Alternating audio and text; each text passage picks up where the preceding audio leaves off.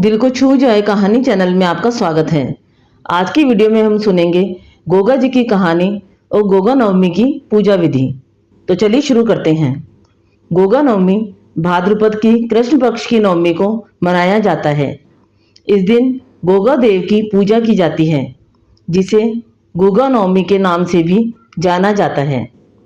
गोगा नवमी एक हिंदू त्योहार है जो योद्धा और संत गोगा जी की याद में मनाया जाता है, जिन्हें गोगा जी या जाहर वीर गोगा के नाम से भी जाना जाता है। गोगा जी को उनकी बहादुरी, करुणा और लोगों को सांप के काटने और बीमारियों से बचाने की पौराणिक क्षमता के लिए सम्मानित किया जाता है। ऐसा माना जाता है कि गोगा देव सांपों से जीवन की रक्षा करते हैं। गोगा नवमी के दिन जाहरवीर गोगा जी की पूजा करने से गोगा जी महाराज सर्प के काटने से हमारी रक्षा करते हैं।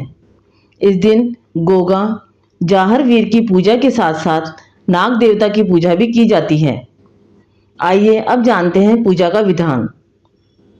इस दिन दीवार पर गेरू से पोतकर दूध में कोयला पीसकर चाकोर घर बनाकर उसमें 5 सर्प बनाते हैं, लेकिन अगर आप चाहें तो काजल से भी यह बना सकते हैं। इसके बाद इन सर्पों पर जल, रोली चावल, कच्चा दूध आदि चढ़ाना चाहिए। इसके अलावा कच्ची मिट्टी से बने घोड़े पर बैठे हुए गोगा जी की पूजा करनी चाहिए। गोगा जी को रोली चावल का तिलक करके मीठे गेहूं के आटे से बने पुए का भोग लगाना चाहिए। अब जानते हैं कि गोगा नवमी कब है। गोगा नवमी तिथि 7 सितंबर 2023 को शाम 4:14 से शुरू होगी और 8 सितंबर 2023 को शाम 5:30 पर समाप्त होगी। आइए अब सुनते हैं गोगा जी की कहानी।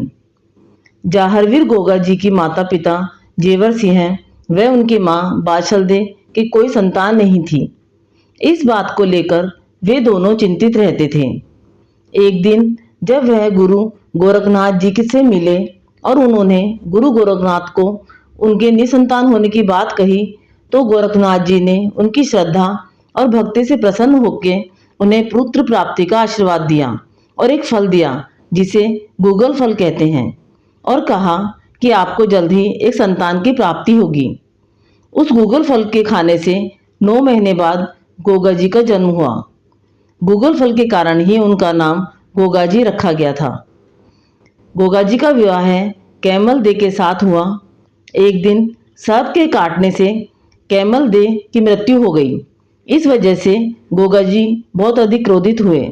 उन्होंने सभी सांपों को मारने का निश्चय कर लिया और सर्पों को मारने के लिए यज्ञ करने लगे।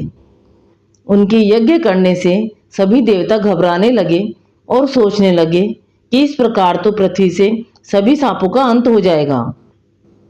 तभी नारद मुनि भगवान शनिदेव और इंद्र के साथ गोगा जी के पास आए और उन्होंने यज्ञ को रोकने की विनती की। उन्होंने गोगा जी की पत्नी कैमलदे को जीवन दान दिया और साथ ही यह वरदान भी दिया कि किसी भी व्यक्ति को यदि सांप काट लेता है तो आपके थान पर आने से उसका इलाज हो जाएगा।